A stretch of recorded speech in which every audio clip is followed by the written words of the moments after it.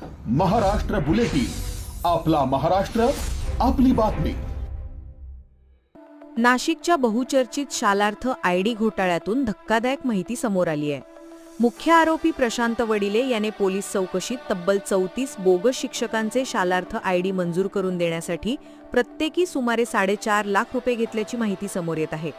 या खुलाशामुळे शिक्षण विभागात मोठी खळबळ उडाली असून या घोटाळ्याचे धागेदोरे मोठ्या रॅकेटकडे जात असल्याचा संशय व्यक्त केला जातोय। नाशिक विभागातील शालार्थ आयडी घोटाळा दिवसेंदिवस अधिक गंभीर होत चाललाय। तपासाशी संबंधित सूत्रांच्या माहितीनुसार मुख्य आरोपी प्रशांत वडिले यांनी चौकशी दरम्यान 34 बोगस शिक्षकांचे शालार्थ आयडी मंजूर करून देण्यासाठी प्रत्येकी सुमारे 4.5 लाख रुपये घेतल्याचे सांगितले आहे। गुन्हे शाखेचे वरिष्ठ पोलीस निरीक्षक रामदास शेळके यांनी तपास सुरू असून आर्थिक व्यवहारांसह सर्व संबंधितांची भूमिका तपासली जात असल्याचे स्पष्ट केले आहे। दोषी आढळणाऱ्या कोणालाही कायद्यापासून सूट मिळणार नसल्याचा इशाराही त्यांनी दिलाय। मी पोलीस इन्स्पेक्टर शेळके, आर्थिक गुन्हे शाखा, नाशिक रोड, नाशिक शहर। काल 2 दिवसापूर्वी प्रशांत वाडिले हा आरोपी आम्ही धुळे येथून आणलेला आहे। हा जो आरोपी आहे प्रशांत वाडिले यांनी शालार्थ घोटाळा आयडी घोटाळ्यामध्ये महत्त्वपूर्ण भूमिका केलेली आहे।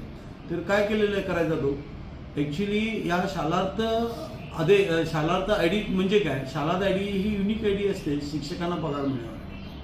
ही 2012 मध्ये शासनाने एक GR काढून एक GR मध्ये प्रोसिजर कशी असते हे मेन्शन केलेलं होतं आणि त्या पद्धतीने भरती केली जाते। परंतु त्यानंतर ही भरती प्रमाणे शिक्षक पवित्र प्रणालीमध्ये भरू नये किंवा आधीचे करता येत नसल्यामुळे काही शिक्षकांची इलिगली आणि बनावट कागदपत्रांवर भरती करायला सुरुवात केली। याच्यामध्ये हा जो वाडिले आहे, हा प्रशांत वाडिले हा वैयक्तिक मान्यता मिळवून देण्याचं काम संबंधित शिक्षण अधिकारी यांच्याकडून आहे। याचं काम धुळे आणि नंदुरबार येथे जास्त आहे। नाशिक जिल्ह्यामध्ये आहे, मालेगाव येथे त्याचे एजंट, सब एजंट आहे। हा एक महत्त्वाचा एजंट आहे। हा 8 संस्थांचा आत्तापर्यंत तपासात मिळालेला आहे। 8 संस्थांचा चालक होता, त्यातल्या 7 संस्था शालेय संस्था बंद आहेत, 2 संस्था चालू आहेत। या संस्था नॉन ग्रँटेबल आहेत। या नॉन ग्रँटेबल आहेत, त्याची आम्ही ज्यावेळेला झडती घेतली त्याच्या घरामधून हा शाळेचे जे काही कमी शिक्षक असलेले किंवा कमी विद्यार्थी असलेल्या संस्थांशी संपर्क करून हा मॅक्झिमम तिथं बनावट विद्यार्थी दाखवून तिथली शिक्षक संख्या वाढवून ती शिक्षक संख्या मोस्टली वाढलेली शिक्षक संख्या ही बनावट पद्धतीने भरती करायचं काम हा करत होता। हा सगळ्यात महत्त्वाचा आहे आणि त्या पद्धतीने आम्हाला त्या घरामध्ये कागदपत्र मिळालेली आहेत। तपासामध्ये आमचा पंचनामा जो 7.5-8 तास चाललेला होता। त्या घरामध्ये जी कागदपत्र मिळालेली आहेत धुळे येथील जागेमध्ये।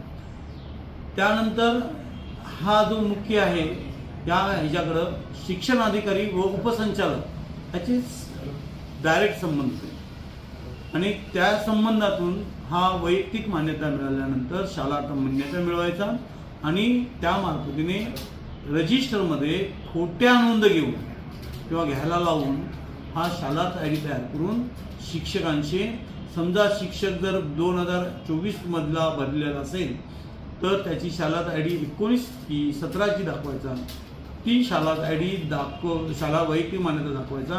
परंतु ती शालार्थ वैयक्तिक मान्यता दाखवण्यापूर्वी 12-13 मध्ये तो नेमणूक झाल्याची दाखवायचा आणि तसे त्याच्याकडे पूर्वीच्या काही टायपिंग रायटरवर जसं काही हे होते तसे कोरे कागदपत्र सुद्धा सापडलेले आहेत, ते जमा हाताळलेले। या पद्धतीने खोटे बनावटगिरी करून तो मोठ्या प्रमाणात अजून आत्तापर्यंत आपल्याकडे 27 शिक्षकांची नावं आलेले, 2 शाळा मोठ्या आहेत त्या शाळेंची नावं आलेले, त्याप्रमाणे माहिती मिळालेली। यांनी त्याचा लॅपटॉप किंवा इतर कागदपत्र कुठे याचा तपास करणे बाकी आहे।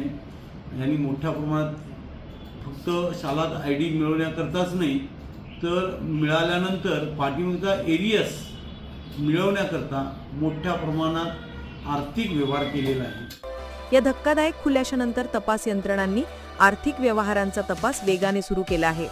बँक खात्यांतील व्यवहार, मोबाईल कॉल रेकॉर्ड, आर्थिक देवाणघेवाणीची कागदपत्रे आणि संबंधित व्यक्तींचे परस्पर संबंध यांची सखोल छाननी केली जात आहे. या घोटाळ्यामागे अधिकारी, दलाल, संस्थाचालक आणि लाभार्थी यांचे मोठे रॅकेट कार्यरत असल्याचा संशय व्यक्त केला जात असून तपास जसजसा पुढे सरकत आहे तसतसे नवे धागेदोरे समोर येत आहेत. यापूर्वीच या प्रकरणात शेकडो शिक्षक, शिक्षकेतर कर्मचारी आणि काही माजी शिक्षण अधिकाऱ्यांवर गुन्हे दाखल झाले आहेत. शासनाची कोट्यावधी रुपयांची फसवणूक झाल्याचा आरोप असून आर्थिक गुन्हे शाखा आणि SIT मार्फत तपास अधिक व्यापक करण्यात आला आहे. महाराष्ट्र बुलेटिनसाठी रमेश साबळे, नाशिक. महाराष्ट्र बुलेटिन, आपला महाराष्ट्र, आपली बातमी.